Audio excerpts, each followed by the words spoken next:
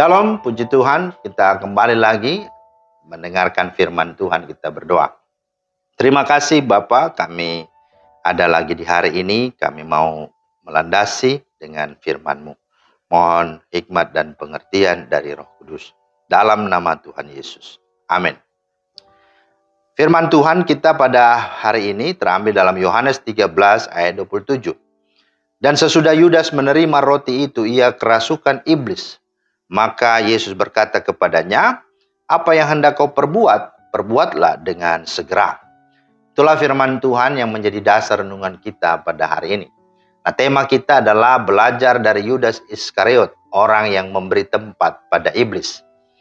Saudara, orang percaya tidak akan dapat dirasuk iblis kecuali ia memberi kesempatan kepada si iblis. Contoh seperti Hawa saat di Taman Eden. Dia memberikan kesempatan untuk bercakap-cakap dengan si ular, simbol atau tanda dari si iblis, yang akhirnya berkhianat. Nah, demikian halnya dengan Yudas Iskariot. Yohanes 13:27 berkata, dan sesudah Yudas menerima roti itu, ia kerasukan iblis. Maka Yesus berkata kepadanya, apa yang hendak kau perbuat, perbuatlah dengan segera. Nah, saudara, jenis kerasukan roh jahat atau iblis semacam ini sangat berbahaya dan sangat manipulatif. Mengapa? Oleh karena tidak ada tanda-tanda kelihatan manifestasinya. Kalau di beberapa peristiwa di Alkitab, ada manifestasinya berupa kesurupan dan kerasukan. Di antaranya yang terjadi pada diri Saul. Ada kegelisahan, ada marah-marah di sana, dia merontak di sana. Kemudian seperti anak-anak Skewa, dia menghujat-hujat, akan menyerupai malaikat terang. Ada juga seperti orang Gerasa, teriak-teriak, horor gitu, menakutkan di kuburan, punya kekuatan yang dapat memutuskan rantai dan lain sebagainya. Dan menariknya, cara memulihkannya justru mudah. Hanya ketika Saul dalam kerasukan, Daud datang dengan memainkan kecapi, dan dikatakan apa? Saul menjadi tenang. Roh itu tidak lagi berkuasa.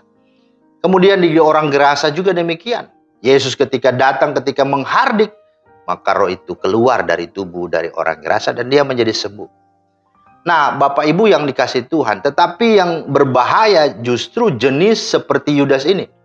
Ia tidak kelihatan dirasuk. Ia baik-baik saja dan normal. Namun bisa tiba-tiba melakukan kejahatan yang fatal. Nah, pertanyaannya, apakah benar demikian? Jawabannya tentu tidak. Karena sesungguhnya pintu masuk dan celah iblis bisa masuk, merasuk adalah ketika kita membiarkan hati kita dipenuhi dengan dosa, dipenuhi dengan kekerasan hati, dipenuhi dengan dendam, dipenuhi dengan kebencian, dipenuhi dengan kejahatan. Contohnya adalah kehidupan Kain dalam Kejadian 4, 5-7. Di sana dikatakan, tetapi Kain dan korban persembahannya tidak diindahkannya. Lalu hati Kain menjadi sangat panas dan mukanya muram. Firman Tuhan kepada Kain, mengapa hatimu panas dan mukamu muram? Apakah mukamu tidak akan berseri jika engkau berbuat baik? Tapi jika engkau tidak berbuat baik, dosa sudah mengintip di depan pintu. Ia sangat menggoda engkau, tetapi engkau harus berkuasa atasnya. Jadi perhatikan di sana, engkau harus berkuasa atasnya. Berarti kita dipercayakan juga bisa untuk menguasai emosi kita. Karena itu, mari kita harus tahu itu. Dan dengan demikian, yang menjadi langkah kita adalah mari sadar dan berjaga-jagalah. Karena iblis terus berjalan keliling, mencari sasaran dan kesempatan. Sebagaimana 1 Petrus 5 ayat 8, seperti singa yang mengaum-ngaum untuk menelan setiap orang menjadi mangsa. Karena iblis juga sering menyamar sebagai malaikat terang. 2 Korintus 11 ayat 14. Yang kedua, apa sikap kita? Mari jangan beri kesempatan kepadanya, tetapi tunduklah kepada Allah dan lawanlah dia. Ini artinya jangan kompromi, tapi kita harus terus berdoa, peperangan rohani dan memiliki sikap yang betul-betul tegas terhadap dosa dan kejahatan. Dan yang ketiga, mari jagalah hatimu dengan segala kewaspadaan, karena dari situlah terpancar kehidupan. Jika engkau membuka hatimu jahat, maka di sanalah iblis akan masuk dan merasuk hidupmu. Tapi jika hatimu kudus, Sekalipun ada banyak kejahatan, tapi engkau menjaganya, maka itu akan membentengimu dari segala kerasukan, dari segala kerusakan, dan dari segala kejahatan. Dan yang keempat, jadilah pelaku-pelaku firman Tuhan. Karena kalau kita hanya percaya Tuhan tetapi tidak hidup sesuai firman dan tidak melakukannya, itu sama halnya seperti iblis.